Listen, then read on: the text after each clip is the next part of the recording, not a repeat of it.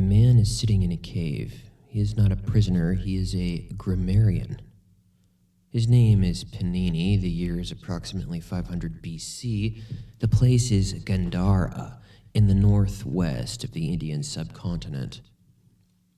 He is composing a text that will become the most complete, the most systematic, the most mathematically precise description of a language ever attempted.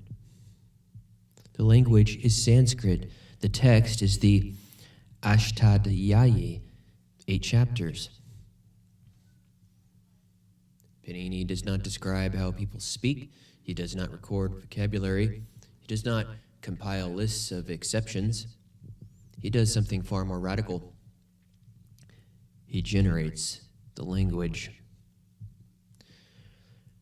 The Ashtadhyayi is a set of 3,959 rules. These rules operate on a small inventory of primitive elements, roots, suffixes, prefixes, stems. When applied in the correct sequence, they produce every grammatical utterance in the Sanskrit language. Every noun, every verb, every compound, every sentence.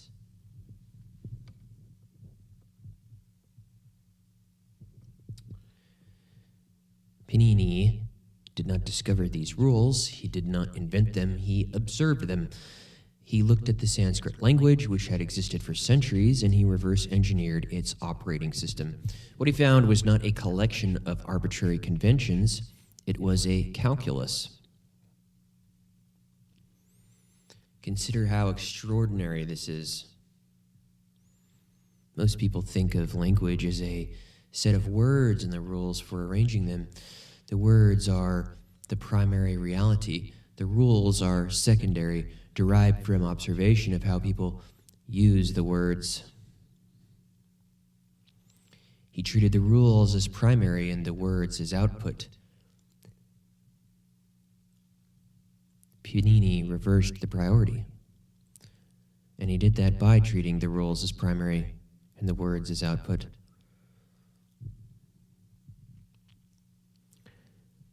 Given the rules and the roots, the language generates itself. It is not a historical accident. It is a logical necessity. A Sanskrit speaker does not need to memorize the genitive plural of every noun. The genitive plural is not stored in memory. It is computed in real time by the application of rules to stems, just as a calculator computes the product of two numbers. The grammar is not a description.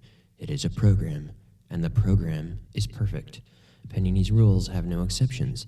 There are phenomena that appear to be exceptions, but Panini accounts for them through rule ordering, meta-rules, and a sophisticated system of markers. Every apparent irregularity is actually the regular output of a deeper irregularity operating under specific conditions.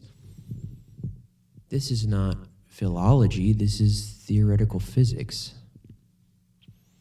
Now we must ask, what is the object that Panini is describing? Sanskrit is a human language. It evolved over centuries. It was spoken by real people in real time. It changed as all languages change through drift and contact and innovation. But Panini is not describing Sanskrit as it happened to be spoken in his time. He's describing an idealized Sanskrit, the language of the Vedic hymns, the language of ritual and scholarship, the language of the gods. The tradition calls it Samskrita. The word means refined, perfected, constructed. It is distinguished from Prakrita, the natural or unrefined languages that ordinary people speak. Samskrita is not natural. It is artificial in the best sense, crafted, polished, brought to completion, but it is a language as it would be if it were designed rather than evolved. And Panini's grammar is not a description of this language, it is a specification. Given the rules, the language is determined. Every correct utterance is the necessary output of the grammatical calculus. There is no contingency, no accident, no mere convention. The grammar is not a record of how people happen to speak, it is the law of how they ought to speak, if they wish to speak correctly. The conception of language has metaphysical implications. There, I said it. If the perfect language is governed by a perfect grammar, and if that grammar is a system of rules that can be stated with mathematical precision, then the relationship between sound and meaning is not arbitrary. Each phenome, each morpheme, each syntactic structure carries a specific function. The root gam means go, the suffix tri means agent. Combine them with the appropriate rules, and you produce gantry, goer. The meaning is not assigned by convention, it is derived. This is why the tradition calls Sanskrit Devavani, the language of the gods.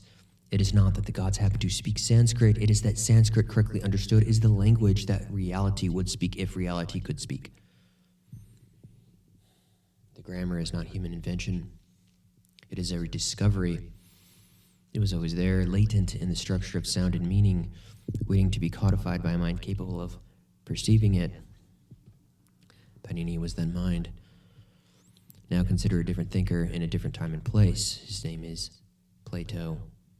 He lives in Athens, about a century after Panini. He writes a dialogue called the Cratylus. The question is the same. Are names arbitrary conventions, or do they reflect the nature of the things they name?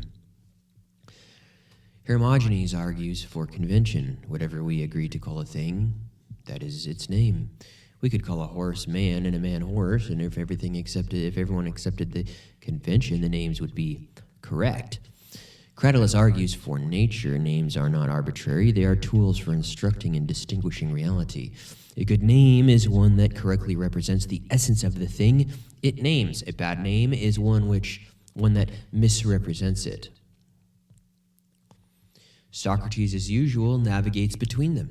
He does not fully endorse either position. He notes that many words have been corrupted over time, their original meanings obscured. He engages in elaborate and sometimes fanciful etymologies to recover the original significations. But beneath the wordplay, a serious thesis emerges. If names were purely conventional, there would be no standard of correctness. Any name would be as good as any other, but we do have standards. We recognize that some names are more fitting than others. A name that captures the essence of a thing is better than a name that does not. This implies that essences exist independent of our naming, and if essences exist, then the language that names them is not merely a human product. It is a participation in the structure of reality. Socrates does not claim that any actual human language perfectly captures these essences. Greek, like Sanskrit, has drifted. Words have changed their meanings. Etymologies have been forgotten. The original fittingness has been obscured, but the possibility of correct naming remains, and the philosopher's task is to recover it, not by inventing new words, but by tracing existing words back to their roots, uncovering the essential connections that were built into them from the beginning. This is why Plato insists that dialectic, the art of question and answer, division and collection, is the highest form of inquiry. Dialectic does not merely arrange words, it carves reality at its joints. The philosopher is not a maker of names, he is a discoverer of names. He finds the words that already silently name the essences of things, he brings them to light, he rectifies the names. Now, we must notice something that both Panini and Plato take for granted, but never explicitly state. If language can be correct or incorrect, and if correctness consists of correspondence between name and essence, then essences are knowable. That is not trivial. It is possible that essences exist but are inaccessible to the human mind. It is possible that we can never be certain whether our names correspond to reality. It is possible that the best we can do is conventional agreement, knowing that it falls short of truth. Neither Panini nor Plato accepts this skepticism. They believe that the human mind is equipped to perceive essences, that language can be refined to express them, and that the correspondence between word and thing is achievable. This belief rests on a deeper human assumption that the structure of the human mind is isomorphic with the structure of reality. The same logos that orders the cosmos also orders the intellect. The same grammar that generates correct speech also generates correct thought. We can know essences because we participate in the essence of the knower. And the knower is not an alien intelligence peering at reality from outside. The knower is reality become aware of itself. There is a Sanskrit word for this moment of awareness. It is sphota. The sphota is a sudden bursting forth of meaning. You hear a sequence of sounds, phonemes strung together in temporal succession. Your ear processes them one by one. And then at the end of the sequence, meaning explodes into your consciousness. The individual sounds are not the meaning, they are the triggers for the meaning.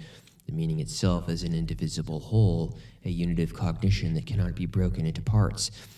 It is present in the mind from the beginning, latent, waiting for the sounds to release it. Bhartrihari, the great grammarian, philosopher of the 5th century A.D., argued that the sphota is not merely a psychological phenomenon, it is the fundamental structure of reality. The universe itself is a sphota. It is a single, indivisible meaning expressed through the manifold of space and time. We perceive it as many things, trees and stars, and bodies and thoughts. Because we are trapped in the sequentiality of perception, we hear the phonemes one by one, and we mistake them for the meaning. But the meaning was always one. The universe is a sentence, and we are syllables. So, now we must ask the question that Panini does not ask, that Plato does not answer, that Bhartrihari approaches but does not resolve. If the universe is a sentence, who is speaking it? The grammar can be described, the rules can be codified, the roots can be enumerated, the outputs can be generated. But grammar does not speak itself, rules do not utter sentences, programs do not execute without a processor. Panini describes the software of reality. He does not name the hardware. Plato describes the forms that names ought to signify. He does not name the namer. Bhartrihari describes the sphota, the bursting forth of cosmic meaning. He does not name the source of the burst. They stop at the threshold. They describe the architecture of speech, but they do not identify the speaker. The grammar is perfect, the language is divine, the meaning is one.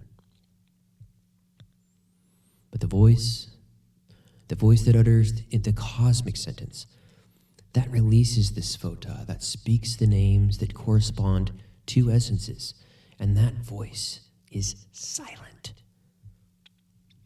The student, having learned to read the grammar of the gods, now hears the silence. And the silence asks, who spoke?